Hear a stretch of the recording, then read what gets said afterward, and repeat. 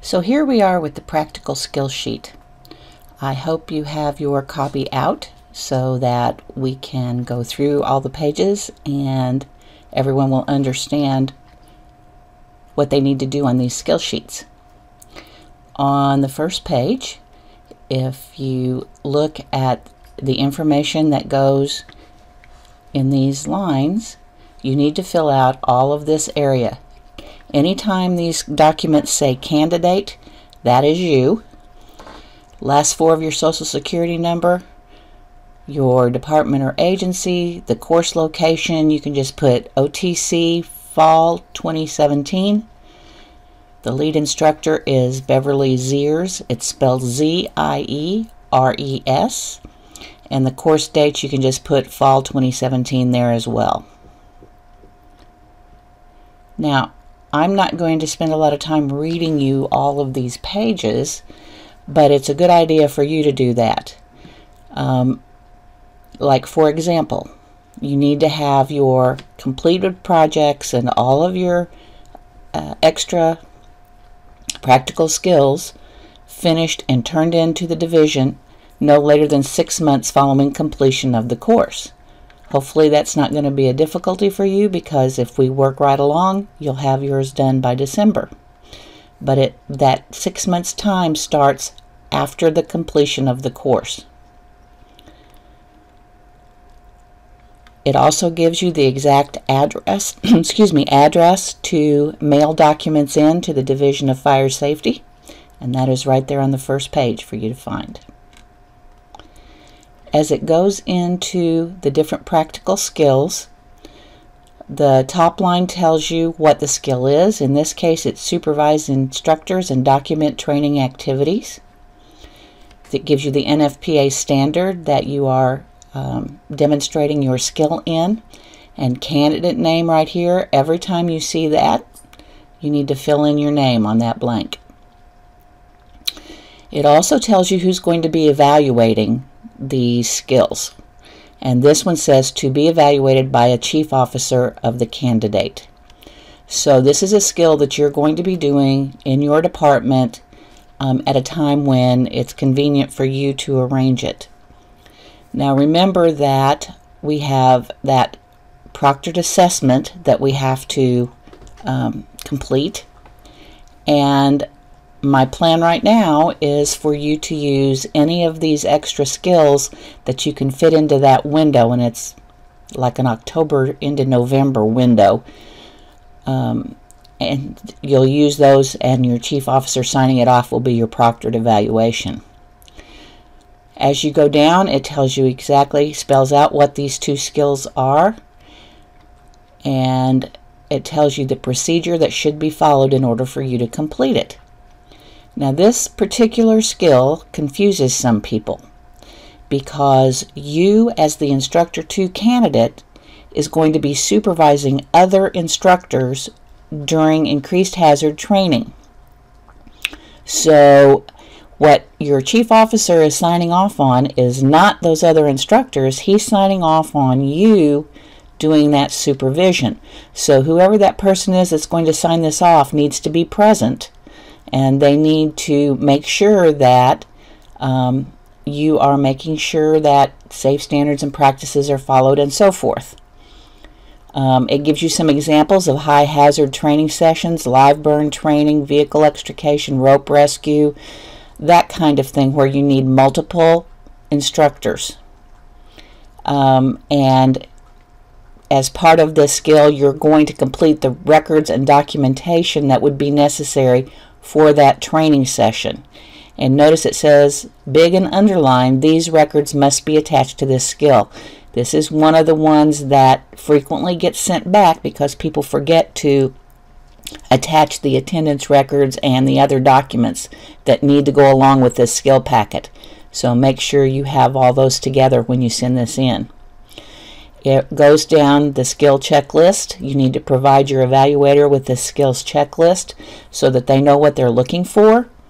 And basically it's just statements of what you need to do to supervise those other instructors. Now, since there's not a sign-in place here at the bottom of this sheet, that means it's going on to the next page, as it says here at the bottom. Again, that second page has candidate name. Fill your name in there. And you can just go through and write your candidate name on all these pages once, and then you won't have to worry about whether it's there or not. But notice on this part of the skills checklist, it talks about documents, training activity. That's where you need to come up with all the paperwork. And when it says submits appropriate records and documentation, it tells you right here what you need to turn in. You need the drill record on page 4 of this packet, or if you have training records used in your department, you can use those. But a drill record is just a record of what was taught, when it was taught, who was there, who did the instruction, and it has a signature and a date on the bottom. And I'll show you that drill record page. But the drill record is included mostly for those departments that don't have something like that available to them.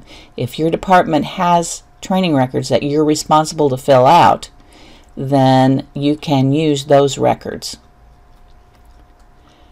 Okay, and this is where your chief officer is going to sign off on this skill. And notice they need to print, they need to give their rank and title, and they sign at the bottom, date it, and put in the name of their agency. Here's the drill record. So your records that you turn in needs to have at a minimum this information. It needs to have the date, the time of the drill, what went on, what kind of drill was it? Was it SCBA training? Was it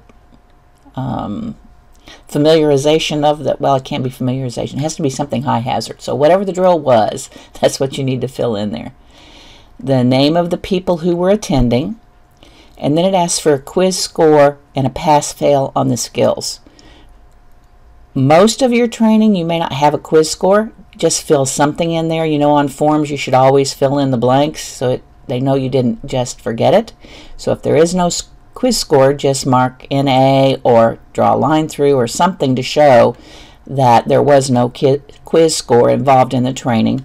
And then on the skills, pass or fail, you can just mark down whether the students passed or failed your skill for that training. Remarks or suggestions would be anything that you need to remember if you do this drill again. It might be some tool that would have been nice, or it might be some other way to arrange the participants so it would have gone more smoothly or something like that. Equipment used, you can just keep it simple. You don't have to list every single thing, but list the major equipment that you used.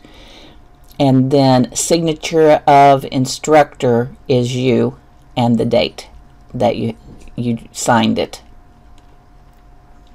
If you don't sign and date it, you'll get it back, by the way. And then evaluate instructors. You're going to be doing this on that same high hazard drill that you just did. This is a continuation of that same event. Candidate name, you know what to do there. The chief officer is going to fill this in as well. And this tells what you're going to do. You're going to evaluate instructors, given an evaluation form, your policies, and so forth. And you are going to evaluate 2 other instructors that helped with that high hazard training. They include, again, a sample evaluation form. If your department has evaluation forms that you use in your department, you may use that. But these evaluation records need to be attached to this skill, whether you use the form that's included in the packet or a copy of the form you use in your department. Again, here's your skills checklist so that you know what you're supposed to do and your evaluator knows what you're supposed to do. And again, have that chief officer sign off. Now, the chief officer is evaluating you, the candidate, but you are evaluating the other instructors. Excuse me. This is the instructor evaluation form that the division provides in case you do not have one in your department. If you have one, you can use what you've got. But again, there's some minimum information that it needs to include. The instructor of the class is that individual that you are evaluating. There are 2 copies in this packet. You can make as many copies as you need, but you need to fill out at least 2 of them on 2 different individuals that helped you with the training, that were instructors in the training. The date the training occurred, what was the topic, and then here are some criteria that you can use to evaluate the individuals. And you're just gonna make your notes and write in what you thought about how they performed. Now, evaluated by on this paper is you, the instructor candidate, and you're going to sign it here and then date it. And again, here's just your second form to use. If you have other forms in your department, you certainly may use those.